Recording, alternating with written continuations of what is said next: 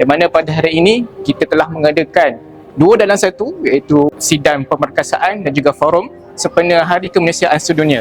Dan kesinambungan daripada program ini akan berlangsung juga adalah iftar 1000 anak yatim Nusantara yang akan dijangka akan berlangsung pada Ramadan tahun hadapan, iaitu pada 28 Februari 2026.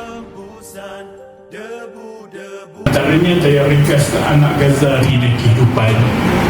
Mesej solidariti. Kamu berdiam diri. Di Gaza, asap bom menjadi tirai masa depan. Settlement in the Gaza Strip. Setiap pusat anak yatim kita di Malaysia ni kena letak bendera Palestin. Supaya anak-anak yatim di Malaysia ni selalu ingat tentang Palestin. Iftar 1000 anak yatim Nusantara bersama bahasa.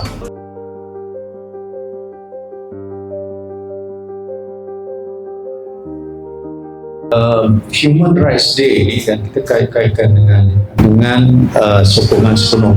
Kita sama-sama mendengar kupasan-kupasan. Tak boleh marah dia, tapi kena muliakan dia pula. Begitu kan? Jadi sebenarnya para ahli In the Gaza Strip.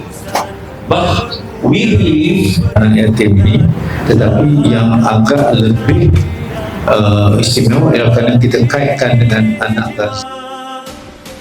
Fitnah begitu begini kiri kanan, bikin carut tidak pada yang beriman. Perang akhir zaman belum mandi muncul, Gaza bangkit